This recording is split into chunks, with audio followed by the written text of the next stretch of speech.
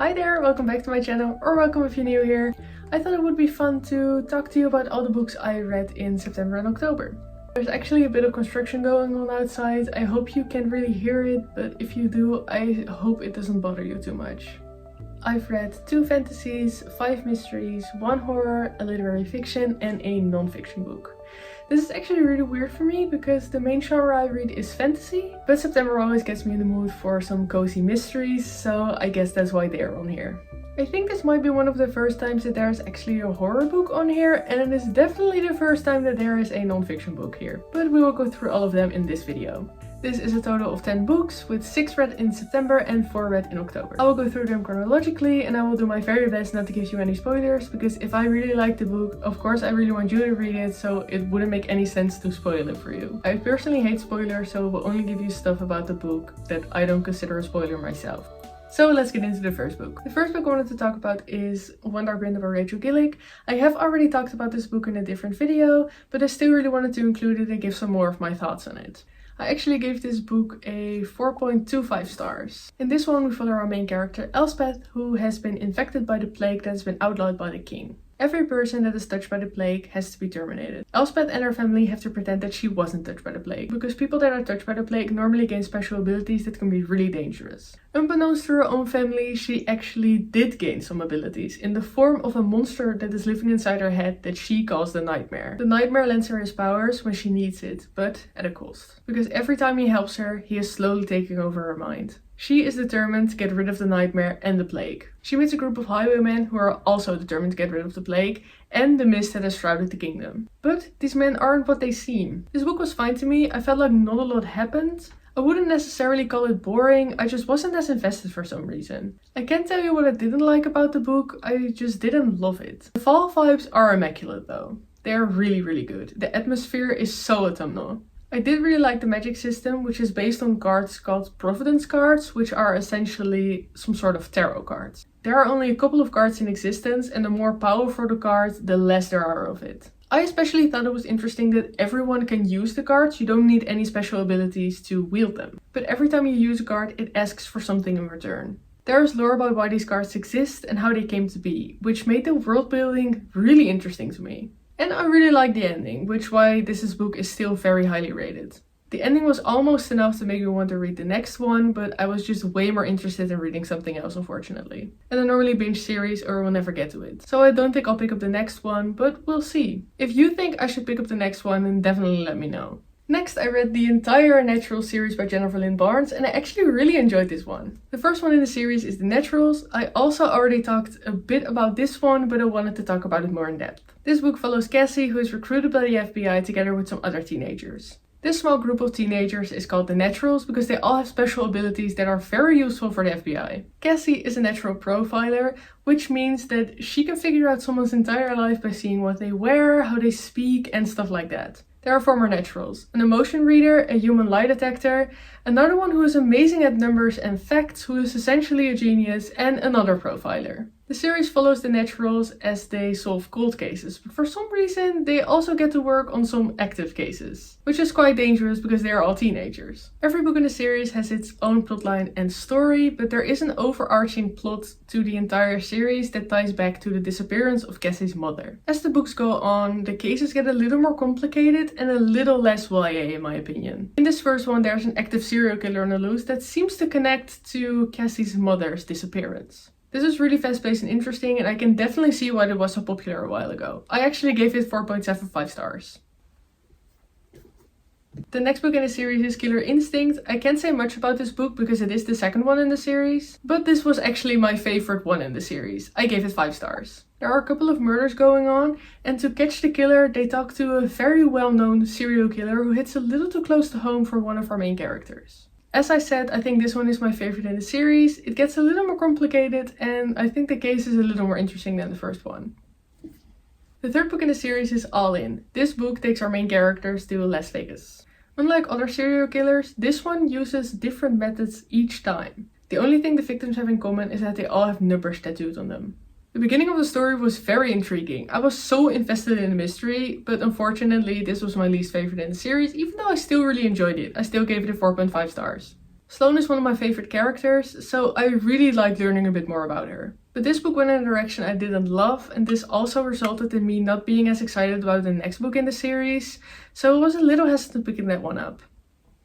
The fourth and final book in the series is Bad Blood. Like I said, I wasn't as interested going into this book because I didn't really like where the story was going. But this book actually proved me wrong because I liked it quite a lot. I actually gave it 4.75 stars. I can't say anything about this book though because it will spoil the ending of the last book for you. But I enjoyed it so much that it actually made me cry at the end a little bit because I just really liked the characters and I was kind of sad seeing it end. So I think that says a lot about the series.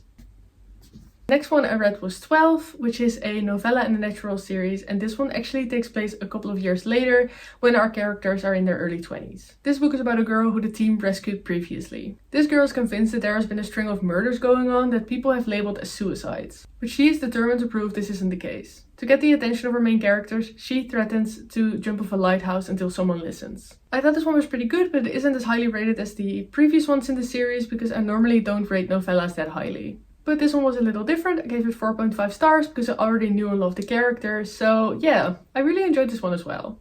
The next book I read was De Kracht van Kwetsbaarheid. You can literally not see anything. Wait, so. De Kracht van Kwetsbaarheid or Daring Greatly by Brené Brown. As you can probably tell, I read this book in Dutch and I normally don't really do that because I enjoy reading English books a lot more. I don't want to get into this book a lot because I normally don't really read non-fiction, but I got this book as a graduation gift from my mentor. So I decided reading this one anyway. This book talks about embracing vulnerability and imperfection, living wholeheartedly and courageously engaging in your life. I personally didn't love this book. This book was 240 pages long and I actually only enjoyed about 40 pages of it. So I gave this book 2 stars. To me, it felt like what the author was saying was something I personally heard 100 times before. I grew up very introverted and insecure, so it might just be that I heard these things a lot more than other people did. But to me it was nothing new. It might also just be that I read this at the wrong time in my life. Maybe I should have read it sooner, or maybe I should have waited a couple years. Maybe this was just a right book at the wrong time. I don't think so though.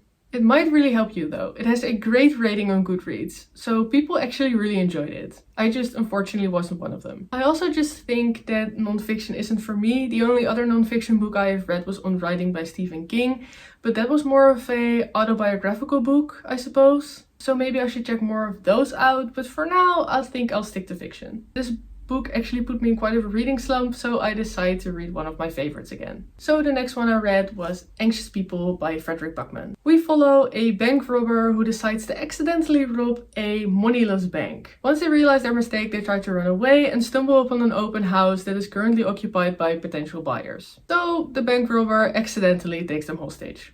We follow the people in the open house during the hostage situation, and we also follow the detectives that are trying to solve the case after the fact, when the bank robber has disappeared. This was a reboot for me. I read it for the first time in 2020, so it has been about 4 or 5 years since I read it for the first time. So I thought it was time to reread it and see if I still liked it as much as the first time I read it. And the answer is absolutely yes. I gave it 5 stars again. I just love Buckman's writing. In this one it feels like Buckman is talking to the reader like you're in on the joke. Like you're important and he is telling you the story. Only you. I love that he incorporates humor in his books, and I think this one is a perfect blend of humor and some heavier topics. There are some trigger warnings because depression is a big theme in this book, but I think Buckman talks about it really respectfully and in a really meaningful way. I just love this one so much. It is definitely a favorite of mine and will always be a comfort read, which sounds really weird because this book always makes me cry, but it's a good cry, you know? I would definitely recommend this one. The next book I read was Once Upon a Broken Heart by Stephanie Garber. This is the 3rd book in the Once Upon a Broken Heart series, which I really enjoyed, so I will tell you a little bit about the series as a whole.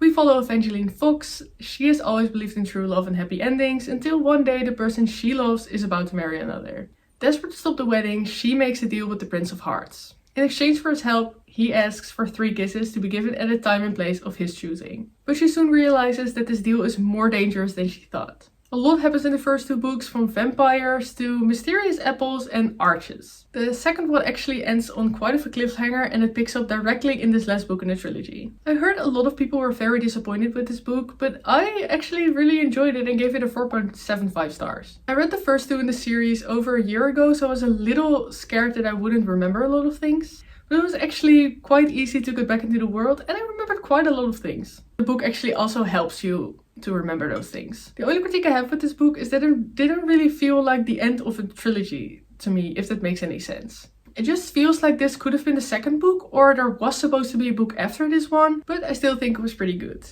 I am really salty about the explanation with Jax and the apples though. If you know, you know. But overall, I really liked this book. I thought it was really whimsical and very fairy tale-like.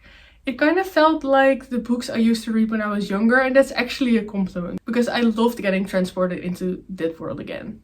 So I really enjoyed it.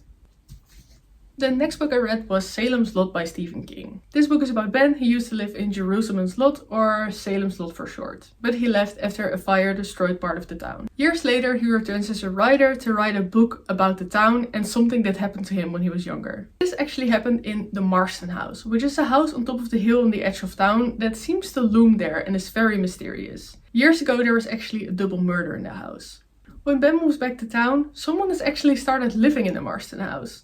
And ever since they've taken residence there, something starts to go wrong in the town. People don't seem like themselves anymore and they start disappearing. I gave this book 3.5 stars. I didn't hate this book by any means. I just thought it was fine. There are some pretty major trigger warnings in here though. I actually have a reading vlog about this book, and in that reading vlog I also tried the new movie that just came out, which was such a fun time. I had a great time filming that video. I also talk a little more about the trigger warnings over there. So if you're interested in hearing more thoughts about the book, then feel free to check out that video. The sun is so bright, so if you see me squinting, I'm so sorry. I'm trying my best here, okay? I actually heard a little bit about this book before going into it. Both the summary of the movie and some of the summaries of the book spoil what the evil in town actually is. I even heard some people here on BookTube talk about it. This didn't ruin the book for me, and I actually think you can see it coming in the story a little bit. But I thought it was a little weird that people mention it, since this plot point isn't really mentioned in the book until 200 pages in or so. I won't tell you what the evil is, but this book is really old, so it is possible you already know. But I personally think it is best going into the book not knowing that. All in all, I just think this book is really good for Halloween or spooky season, because the setting and atmosphere are really autumnal.